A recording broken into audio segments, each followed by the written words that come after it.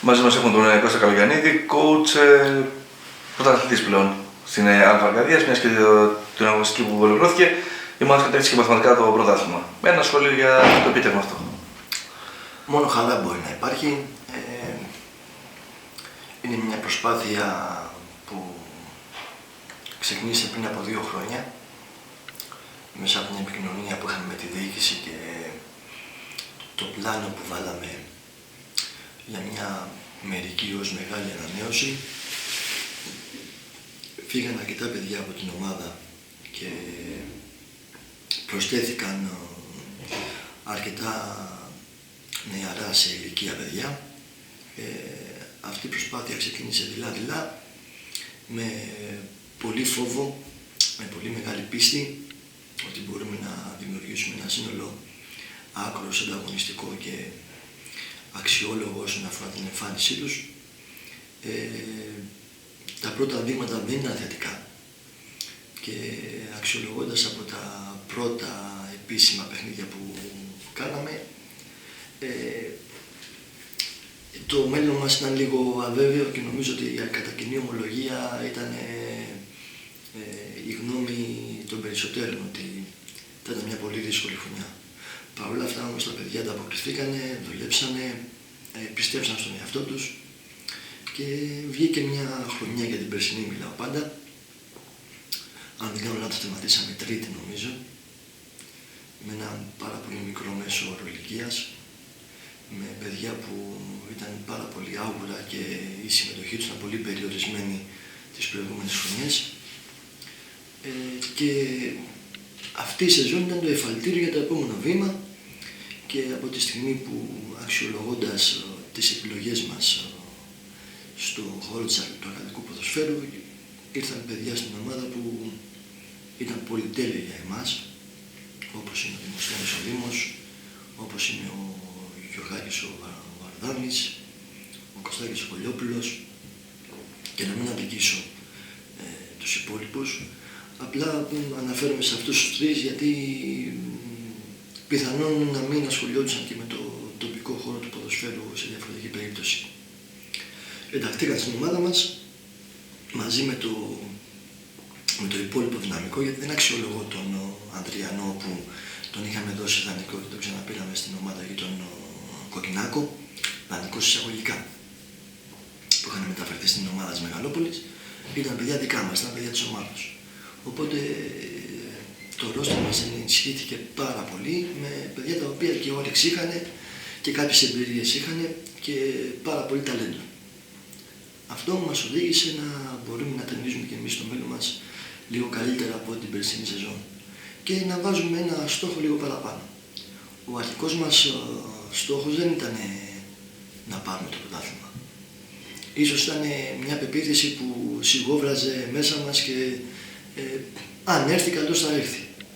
Βέβαια, παιχνίδι με παιχνίδι και προπόνηση με την προπόνηση ανοίγει η όρεξη, γιατί βλέπεις ότι το σύνολό σου είναι πάρα πολύ καλό, ανταγωνιστικό, σφίζει από ποιότητα, σφίζει από υγεία, γιατί το μεγαλύτερο στοίχημα από όλα ήταν κατά πόσο τα αποδυτήριά μας θα ήταν εξίσου καλά, χωρίς προστριβές, χωρίς γκρίνιες, με πολύ μεγάλη παρουσία στις προπονήσεις για να μπορέσουν να λειτουργήσουν σωστά. Όλα αυτά νομίζω λειτουργούσαν ρολόι και με τη μεγάλη θέληση των παιδιών για να μπορούν να έρχονται στην προπόνηση και να λειτουργούμε καλά στο μέτρο του δυνατού ως ομάδα, καταφέραμε και φτάσαμε σήμερα να μιλάμε για το πρωτάθλημα. Καταφέραμε και πήραμε το πρωτάθλημα. Τι είναι πιο δύσκολο, αν μπορείς να το απαντήσεις, είναι πιο δύσκολο να πείσεις 15-18 παιδιά ότι μεσοδόματα, άσυλο του ελεύθερου χρόνου, κάποιοι έχουν οικογένειες, κάποιοι άλλοι δεν μπορούν να έρθουν για προπόνηση, ή να πάρεις το πρωτάθλημα? Δηλαδή, είναι πιο δύσκολο να φτιάξεις μια ομάδα που πάρει το πρωτάθλημα, είναι πιο δύσκολο να φτιάξεις μια ομάδα που θα προπονείται κάθε μέρα όλοι μαζί? Νομίζω είναι αλληλένδετο αυτό. Τον οποιοδήποτε ποδοσφαιριστή, είτε λειτουργεί σε υψηλό επίπεδο, Super League, είτε λειτουργεί στα επίπεδα δικά μας, το κυρίαρχο κομμάτι που πρέπει να έχει είναι να μπορεί να προπονηθεί. Όσο και καλή ομάδα να έχεις, όσο καλούς παίκτες να έχεις, αν πηγαίνεις από Κυριακή σε Κυριακή, κάποια στιγμή θα έρθει το πλήρωμα του χρόνου και θα έρθει εναντίον σου. Η δική μας ομάδα κατάφερε να λειτουργεί σε ένα πάρα πολύ μεγάλο βαθμό σωστά στην προπόνησή της, να έχει ένα πολύ καλό αριθμό παιχτών στην προπόνηση. Μιλάω τώρα για πράγματα δεδομένα, αλλά για το ακαδικό ποδόσφαιρο δεν είναι δεδομένα. Και όλοι ξέρουμε ότι στις ακαδικές ομάδες, μάλλον να το γενικεύσω λίγο περισσότερο, όλοι ξέρουμε ότι στο ποδόσφαιρο το ερασιτεχνικό λίγο πολύ δεν έχονται στην προπόνηση, ή θα έρθει ο καλός ο παίκτης και να τον βάλεις να παίξει, είτε έρθει στην προπόνηση είτε όχι, γιατί είναι καλός παίκτης. Η δική μας ομάδα δεν είχε τέτοια. Οι πρώτοι που ερχόντουσαν στην προπόνηση ήταν τα παιδιά τα οποία ήταν και τα πιο έμπειρα. Οι περισσότεροι που μπορεί να είχαν κάποιες προπονήσεις ήταν τα παιδιά που χρειαζόντουσαν τις ώρες τους όσον αφορά τα μαθήματά τους. Δεν θα μπορούσα ποτέ να πείσω ένα παιδί το οποίο αυτή τη στιγμή είναι 15, 16, 17 χρονών και χτυπάει την πόρτα ενός ιδρύματος πανεπιστήμιου στη χώρα μας, να του πω άσε αυτό το κομμάτι και έλα στην προπόνηση. Παρ' όλα αυτά όμως και αυτά τα παιδιά καταφέραν και βρίσκαν κάποια ώρα είτε να προπονηθούμε μόνοι μας, κατηδίαν, είτε να δημιουργήσουν μια προπονητική μονάδα από μόνοι τους για να είναι καλά με τον εαυτό τους πάνω απ' όλα. Εμείς καταφέραμε και λειτουργήσαμε σωστά στο κομμάτι αυτό. Και το δύσκολο είναι αυτό, να πείσεις τα παιδιά ότι πρέπει να έρθουν στην προπόνηση. Και ένα πάρα πολύ βασικό κομμάτι είναι ότι νομίζω και οι γονείς το αποδεχτήκαν αυτό, γιατί άμα βάλεις το παιδί σου σε ένα γήπεδο λύνεις πολλά πράγματα. Λύνεις πάρα πολλά πράγματα. Θες από την έντασή τους, θες από την ενέργειά τους, θες το να βγάλουν το θυμό τους ενδεχομένως μέσα από την πίεση του μαθήματος και γενικότερα της εξέλιξής τους σαν άνθρωποι, νομίζω βοηθήσαμε και στο κομμάτι αυτό σε αρκετά μεγάλο βαθμό. Επομένως, στην ερώτησή σας, το δύσκολο είναι να κάνεις προπόνηση. Και αυτόματα, αν δεν κάνεις προπόνηση, το δύσκολο είναι να πάρεις το πρωτάθλημα. Συνήθως σε αυτές τις περιπτώσεις, και λογικό, είναι τα φώτα που έρθουν όλα στους ποδοσφαιριστές. Δηλαδή, οι ποδοσφαιριστές καταφέραν και δίνουν το πρωτάθλημα.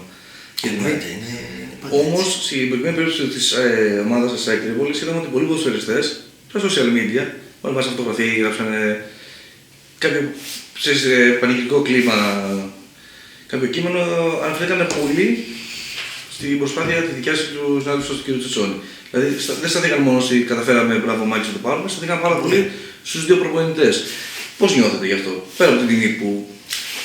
Νιώθω πάρα πολύ χαρούμενος, γιατί ο σεβασμός δεν απαιτείται.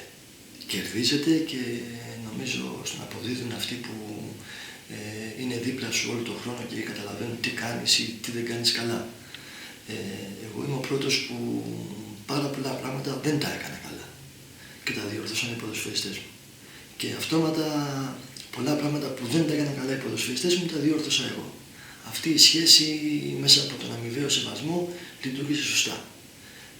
Θεωρώ ότι η πρώτη ύλη που αφορά τους ποδοσφαιριστές ήταν πάρα πολύ καλή για να μπορέσω και εγώ από τη μεριά μου να αξιοποιήσω το ταλέντο τους, την ενέργειά τους, την αφοσίωσή τους και τους ευχαριστώ πάρα πολύ για αυτό.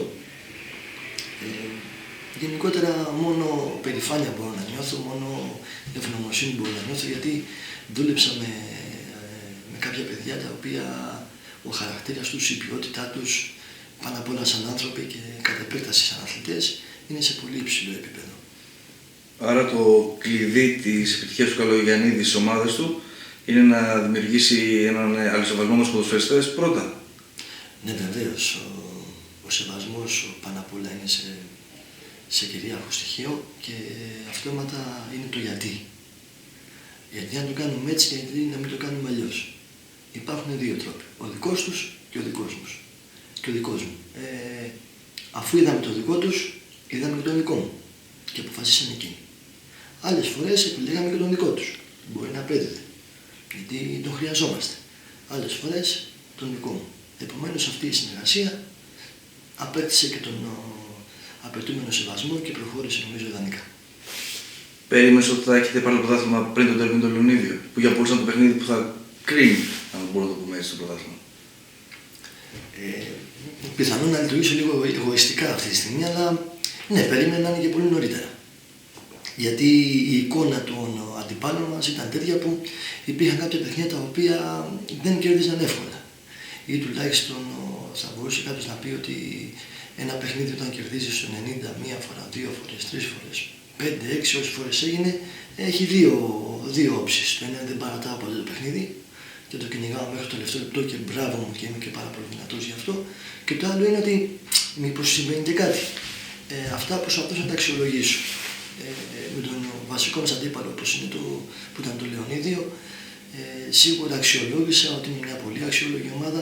Είναι μια ομάδα που προερχόταν από την κατηγορία που θα πάμε εμείς την επόμενη χρονιά, χωρίς ιδιαίτερες αλλαγές στο ρόστερ της, οπότε σίγουρα και εμπειρία είχαν και δυνάμεις είχαν και πάρα πολύ καλή λειτουργία σαν ομάδα και αυτό τους βγάζει το καπέλο, γιατί είναι ένα μέρος που ανταποκρίνεται 100% στο ρόλο κάθε χρονιά που πρέπει να έχει. Η εικόνα τους μου έδινε το δικαίωμα να θέλω να πιστεύω ότι ίσως και νωρίτερα θα αποκτήσουμε ένα πολύ μεγαλύτερο μαξιλαράκι ασφαλείας όσον αφορά το πρωτάθλημα. Βέβαια ήρθαν τα δύο παιχνίδια τα μεταξύ μας, το ένα στον πρώτο γύρο που η ομάδα μας ιτήθηκε μετά από την ομάδα του Λεωνιδίου στα τελευταία λεπτά της αναμέτρησης, αν δεν κάνω λάθος, και αυτό πιθανό λίγο να μας ταρακούνησε.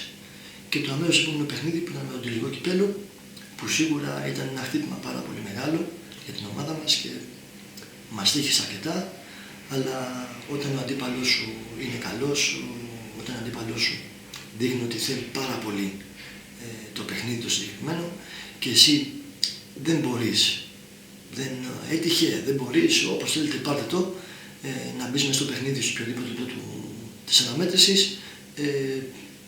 μπήκαμε και εμείς στη διαδικασία να αποδεχτούμε αυτό που έγινε, χειροκροτήσαμε τον αντίπαλό μας, τον συγχαρήκαμε και το μόνο που πρέπει να κάνουμε είναι να αναλύσουμε την επόμενη μέρα τι δεν κάναμε καλά και πώς πρέπει να προχωρήσουμε από το κυπέλλο.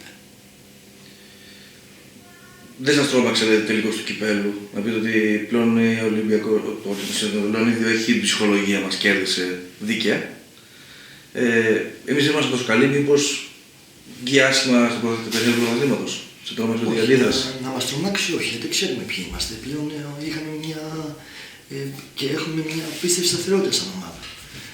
Δεν νομίζω ότι υπήρχε πιο σταθερή ομάδα, θα τονίσω να πω, σε όλες τις κατηγορίες. Αν ενδεχομένως ο ΠΑΟΚ της Θεσσαλονίκης που πήγε καθώς το πρωτάθλημα ήταν η πιο σταθερή ομάδα, μετά νομίζω είμαστε εμείς. Όταν έχεις κάνει 21 νίκες, νομίζω. 21 νίκες και μια ήττα του Λεωνίδιου στο 90 και οι νίκες σου αυτές είναι πεντακάθαρες, δεν είναι στο όριο πουθενά, δεν υπάρχει μεγαλύτερη σταθερότητα. Επομένως δεν μας τρόμαξε, σίγουρα όμως μας έκανε να ξανανοποιηθούμε, να ξαναπάρουμε κάποια πράγματα στη σειρά, γιατί όσο να είναι οι καλές εμφανίσεις πιθανόν κάποια φορά να σε κάνει να χάσεις την ισορροπία σου, να χαλαρώσεις λίγο και ενδεχομένως και εμείς να το πάθαμε αυτό, αλλά το παιχνίδι του κυπέλλου ήρθε να μας ταρακουνήσει, ήρθε να μας θυμίσει ότι η παιδιά πρέπει λίγο ακόμα να προσπαθήσετε πολύ περισσότερο για να μην βάλετε σε μια ζυγαριά τη χαρά σας με την δυστυχία σας. Εμείς αυτό κάναμε. Δεν βάλαμε σε μια ζυγαριά τη χαρά με τη δυστυχία. Θεωρούσαμε ότι πρέπει να ενισχύσουμε πολύ περισσότερο το κομμάτι αυτό. Πριν φτάσουμε στην επόμενη μέρα της ΑΕΚ, μια ερώτηση γενικά για την κατηγορία. Στα δικά μου μάτια δεν είναι ωραίο να είναι δύο ταχύτητο πρωτάθλημα. ΑΕΚ, Λεωνίδιο, ένα επίπεδο τουλάχιστον πάνω από τους υπόλοιπους και οι υπόλοιπες ομάδες να είναι ψηλοίδιες στην δυναμική. Θα ήθελα λίγο το ανταγωνιστικό πρωτάθλημα στην κορυφή, όπως γίνεται προς το τέλος. Πόσο βοηθάει την πρωταθλήτρια Αρκαδίας να είναι σε πρωτάθλημα που δεν είναι τόσο ανταγωνιστικό για τη συνέχεια. Δηλαδή η ΑΕΚ έπαιξε ένα πρωτάθλημα το οποίο πριν του Λεωνιδίου οι άλλες ομάδες δεν είναι τόσο ανταγωνιστικές στο επίπεδο της ΑΕΚ και του Λεωνιδίου. Για να πάει στην ΓΑΜΑ εθνική πιο έτοιμη, πιο. Εντάξει, νομίζω ότι το φετινό πρωτάθλημα τουλάχιστον ήταν λίγο πιο ανταγωνιστικό από οποιοδήποτε άλλο έως τώρα. Αυτό δείχνει ότι υπάρχουν κάποια βήματα εμπρός. Ας εκτιμήσουν όλοι οι παράγοντες και οι άνθρωποι του ποδοσφαίρου στην Αρκαδία τι κάνανε καλά και τι δεν κάνανε καλά και προχώρησε το πρωτάθλημα σε αυτά τα δεδομένα. Νομίζω ότι σίγουρα το να παρουσιάζουμε ένα πολύ πιο ανταγωνιστικότερο πρωτάθλημα θα βοηθήσει πάνω απ' όλα τον ποδοσφαιριστή που λειτουργεί στον αρκαδικό χώρο. Το να συμμετέχουν πολύ περισσότερα παιδιά στις ομάδες ομάδες αυτές και αυτόματα στις μειχτές θα λειτουργήσει πολύ πιο καλά ώστε να αρχίσει να προβάλλεται και το ταλέντο του αρκά ποδοσφαιριστή. Γιατί το έχω ξαναπεί ότι ο αρκάς ποδοσφαιριστής σφίζει από ταλέντο, χρόνο χρειάζεται, γήπεδο χρειάζεται για να μπορεί να προπονηθεί. Και αφού νομίζω ότι ο βασικός παράγοντας που πρέπει να λειτουργήσει είναι ο χώρος ο γηπεδικός, νομίζω ότι αυτό αυτόματα θα δημιουργήσει και πολύ πιο ανταγωνιστικές ομάδες στο να είναι η εικόνα τους ακόμα καλύτερη στα επόμενα χρόνια. Κατά αυτό που για το γήπεδο, η ΑΕΚ του χρόνου, αν όλα πάνε καλά, παίζει στην γάμα εθνική κατηγορία. Ναι. Το γήπεδο της Κάρτσοβας δεν τηρεί τις προϋποθέσεις να παίξει στη γάμα εθνική κατηγορία. Θέλει κάποιες μικρές αλλαγές. Μεγάλες θα έλεγα. Μικρές. Κερδισμένα, ναι. Εγώ θα έλεγα μεγάλες αλλαγές. Εμάς το γήπεδο μας είναι η Κάρτσοβα. Ευχής έργο θα ήταν να μπορέσουν οι άνθρωποι που είναι στο θόκο της λειτουργίας όσον αφορά το αθλητικό κομμάτι της πόλης μας να μπορέσουν να διορθώσουν κάποια κακοσκήμενα του γηπέδου. Θα είναι καλό για όλους. Δεν θέλουμε να μπλέξουμε με διάφορες καταστάσεις, δεν είναι ωραίο. Και δεν το θέλουμε, το γήπεδο μας είναι αυτό. Μας αρέσει. Το ότι μας αρέσει όμως δεν πρέπει να το φτιάξουμε κιόλας. Να μείνουμε σε αυτό που είμαστε. Δεν ξέρω πώς θα λυθεί, δεν ξέρω ποια θα είναι η τροπή των πραγμάτων όσον αφορά το γηπεδικό. Θέλω να πιστεύω ότι η επικοινωνία μπορεί να διορθώσει πάρα πολλά πράγματα και να φέρει την κατάσταση σε μια σωστή λειτουργία. και θέλω πολύ περισσότερο να πιστεύω ότι θα διορθωθεί και θα μπορέσει η ΑΕΚ να λειτουργήσει στο γήπεδό της, να έχει το φιλαθλό της, να ανήκει σε αυτή την πόλη και όχι να μεταφέρεται δεξιά και αριστερά. Πώς γίνεται ένας νομός από την Αρκαδία και το Λεσπολιπονήσου να έχει μόνο ένα γήπεδο? Δηλαδή έχει ο Παναθηναϊκός έχει το δικό του, ο Αστέρας έχει το δικό του. Υπάρχει το στάδιο το οποίο, πώς έχουν παίξει μπάλα, δεν είναι και το καταλληλότερο για να παίξει ποδόσφαιρο. Έχει τις σχολείες του.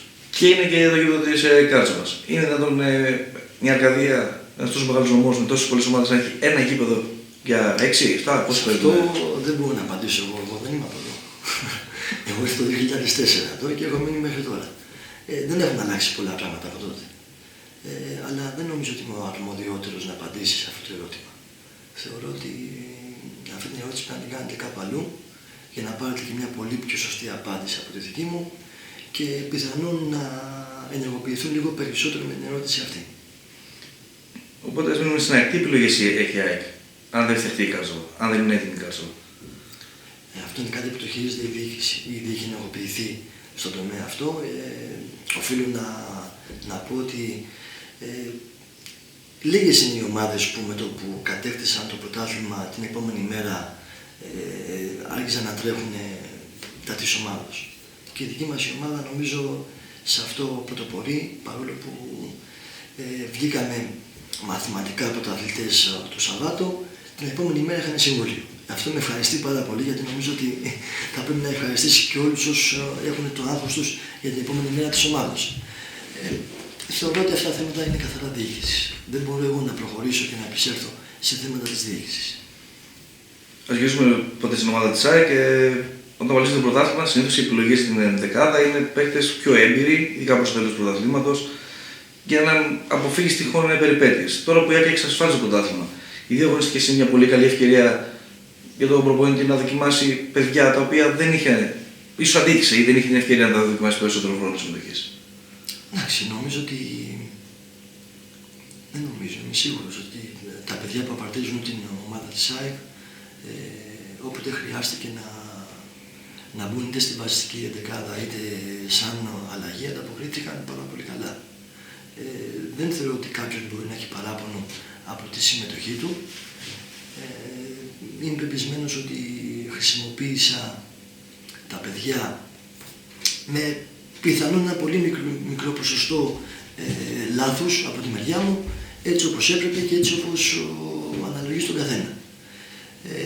Θα ήθελα πολύ περισσότερο να προσθέσω περισσότερα λεπτά συμμετοχής σε νεαρά παιδιά που έχουμε στην ομάδα, αλλά παρόλα αυτά και σε παιχνίδια που καίγανε και σε παιχνίδια που ήταν αρκετά δύσκολα, προσθέσαμε παιδιά που ήταν πάρα πολύ νεαρά σε ηλικία.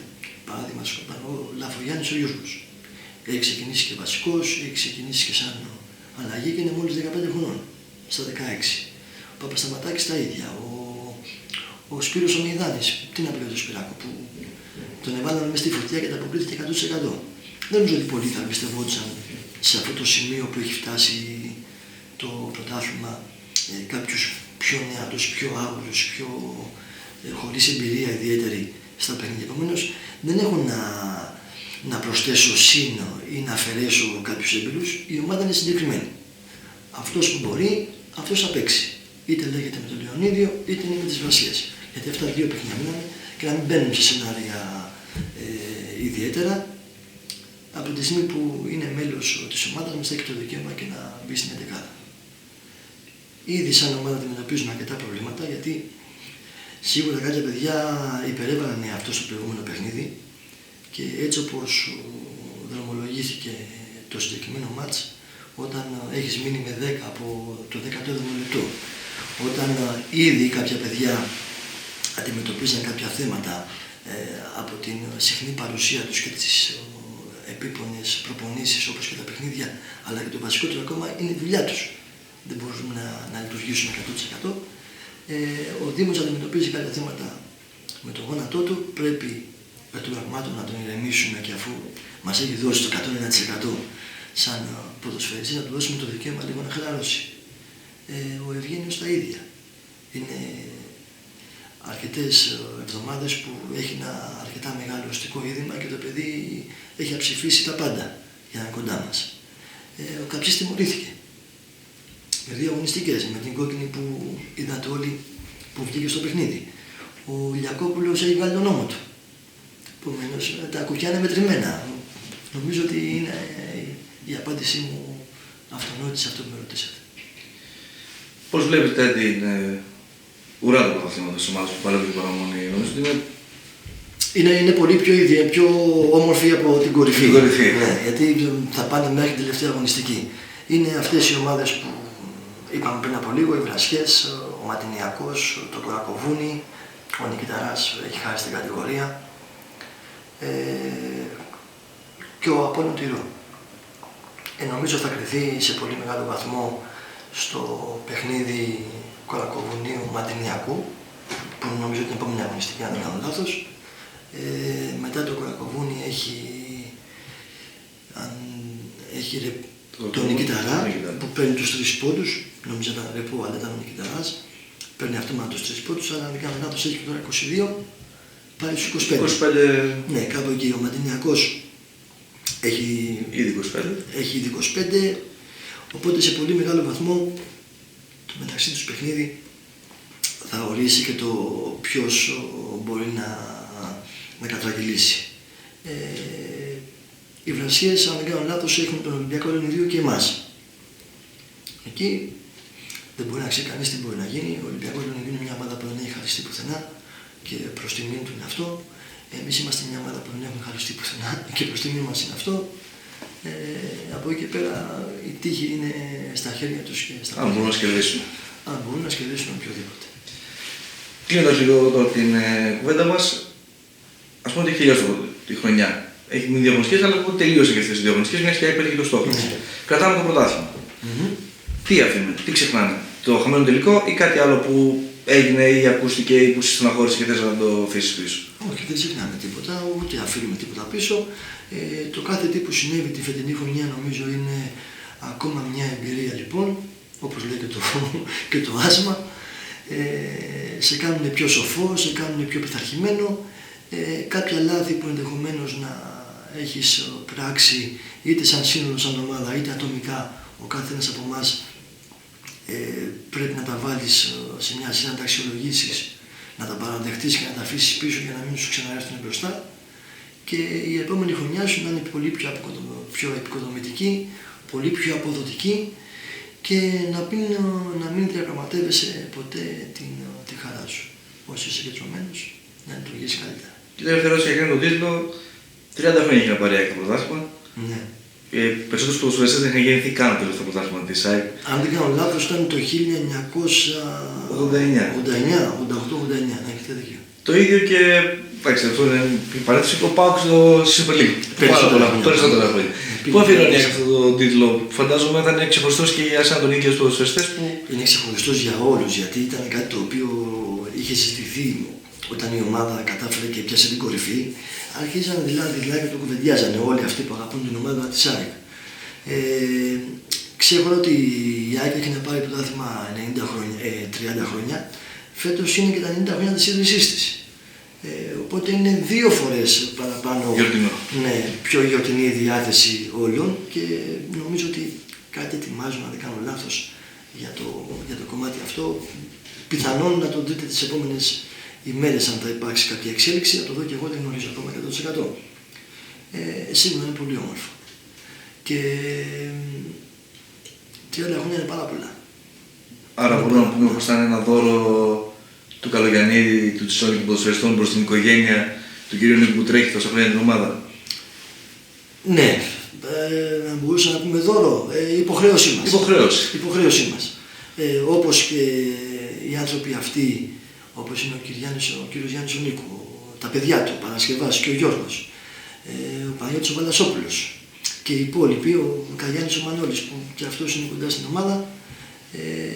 Τώρα δεν τους γνωρίζω και όλους 100%, είναι η μοναδική ομάδα που θεωρώ ότι έχει ένα συμβούλιο πάρα πολύ καλό και όλοι ανταποκρίνουν σε αυτό, αλλά δεν εμφανίζονται ιδιαίτερα μπροστά στις επάλξεις. Και θεωρώ ότι και αυτό είναι προς τιμή τους, γιατί δεν έχουν τόσο ανάγκη την προβολή παρά μόνο την αφοσίωση σε αυτό το όραμα που έχουν και λέγεται ΑΕΚ. Και την αγάπη προς την ομάδα. Επομένως, ας επικεντρωθώ στους πιο γνωστούς μου που αφορούν το Διοικητικό Συμβούλιο και να πω ότι ήταν μια υποχρέωση από εμάς προς αυτούς για αυτά που έχουν κάνει αυτοί σε εμάς και η ανταποδοτικότητα νομίζω έχει φτάσει σε πολύ υψηλό βαθμό για να λειτουργήσουν καλή επόμενη χρονιά. Αυτό που περιμένουμε εμείς είναι ακόμα καλύτερα πράγματα και νομίζω και εκείνοι από εμάς. Χωρίς ευχαριστώ πάρα πολύ, να κλείσουμε έτσι. Ωραία. Ευχαριστώ πάρα πολύ και συγχαρητήρια για τον χρόνο σας, για την τιμή που κάνατε να θέλετε να μιλήσουμε. Να ευχηθώ να τελειώσουμε καλά έτσι όπως αρχίσαμε και όσον αφορά το διαδικτυακό κανάλι σας να ενισχυθεί και να πάει ακόμα καλύτερα στο μέλλον.